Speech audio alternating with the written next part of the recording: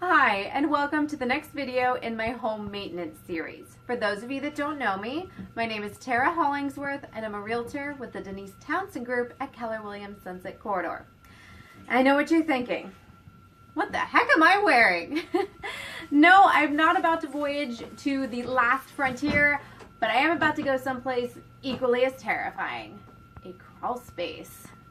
That's right. For those of you that don't have any issues with bugs or dirt or things like that, getting into your crawl space is not really that big of a deal. But for an arachnophobe like me, I'm going all out. And if you're the same way, you can pick up one of these paint suits at, Home Depot, any of your local places like that. They're pretty cheap. Whatever it takes to actually get you down into your crawl space. Because if you're like most people, out of sight, out of mind. But that's not the way it is. Your crawl space is an incredibly vital and important part to the health of your house. And it's really important that you get down here at least once, preferably, 2 or 3 times, to check it out and make sure everything's good to go. So we're going to get down in there. I'm going to point out to you a few things that are important to maintain and a few things that are going on in this crawl space that actually should be repaired. And then we'll finish up with a few other tips and tricks to maintain your crawl space. Okay? Let's head on down. Okay, we're down here in the dungeon, as I like to call it. So a little bit of crawl space knowledge for you right off the bat. When you come down into your crawl space, hopefully the first thing you'll see is this black sort of, it's almost like a tarp material. It's called vapor barrier, and its job is to prevent water from coming up under the ground and getting into your crawl space. Water in the crawl space is probably one of the most common issues with crawl spaces that we do see here in the Pacific Northwest. If you catch it early enough, it can usually be a pretty quick fix. So if you go down into your crawl space and you see water starting to pool, let us know. We'll give you the name of a couple good crawl space contractors who can figure out where the water is coming from and how to get rid of it before it becomes a big problem. The next thing I want to talk about is insulation. If you take a look up here, you're going to see insulation. Now, you might notice with the insulation there is little strings running across it. That's to keep your insulation right where it's at, because you want to keep the insulation not falling down, dripping. In this crawl space, if you look around, we see some spots like right in there where the insulation's starting to fall off.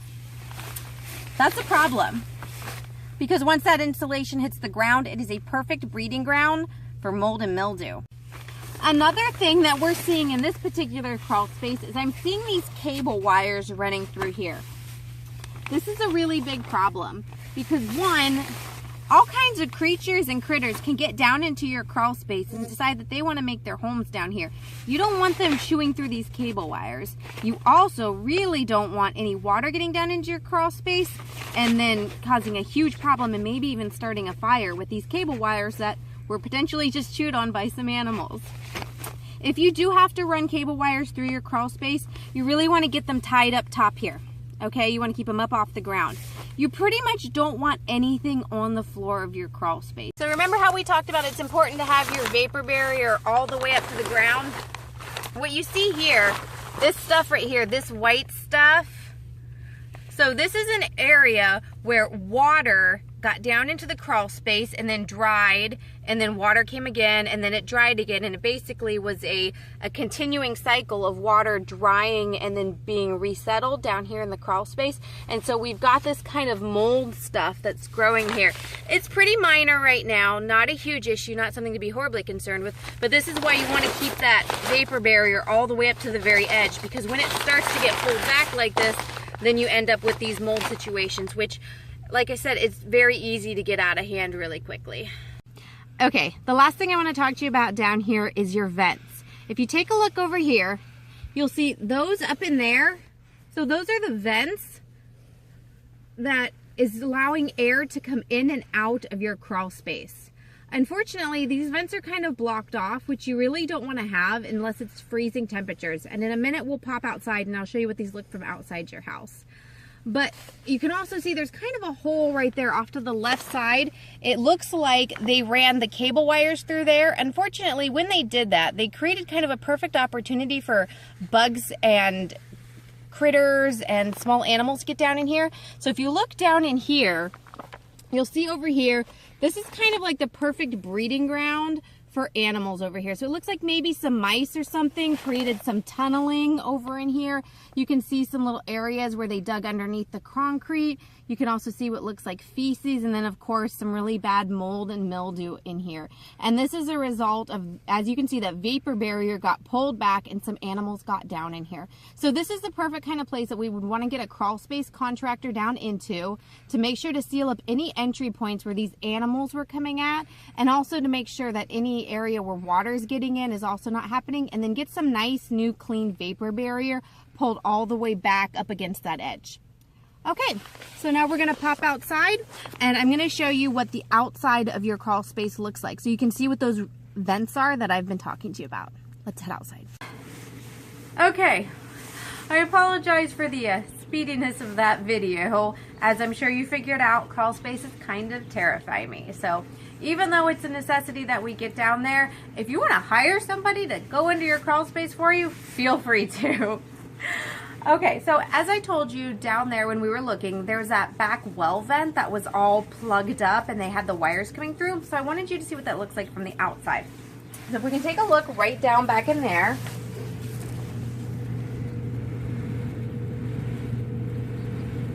Okay, so those are well vents, and you'll see them usually scattered around the outside of your house, and the purpose of those is to let your crawl space breathe. It is so important that your crawl space is able to breathe. I know it seems weird that a part of the house underneath the ground would need to breathe, but it's really important, and it also prevents any moisture that might start building up. It gives it a chance to evaporate and then get out of there, because like I said, you don't want that moisture building up.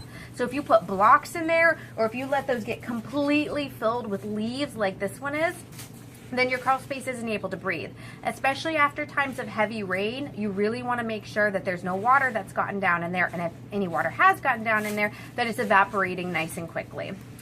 So in this particular one, they ran the wires through there, and it looks like some animals may have gotten down in, but then those leaves and everything built up there. So now anything that might have gotten living down there is trapped because it's all clogged up. The other thing is people will occasionally put blocks. You may have seen them around the outside of the house. You'll see people put like styrofoam blocks into their crawl space fence. This is okay in freezing temperatures only, okay? If it is freezing, you don't want your pipes that are running through there to freeze, so you can put those blocks in. If the temperatures are above freezing though, which is what we've been having, strangely enough, almost this entire winter, you don't want those in there. You want to let your crawl space breathe. Okay, so that's pretty much it. Just to kind of recap a few things. That black vapor barrier, really important that it's pulled all the way to the edges. It's important you get down there and check for any signs of water buildup or any animals nesting in there. It's important that you keep that insulation up and off the ground, and any other debris, wires, anything that's on the floor of your crawl space, you want to make sure is up and out of the way. If you have any questions at all, please don't hesitate to reach out to me. My team has a number of really amazing crawl space contractors that we work with that will be more than happy to take care of any issues that you have. Again, I hope this video has been really helpful, and I hope you have an amazing rest of your winter. Bye guys.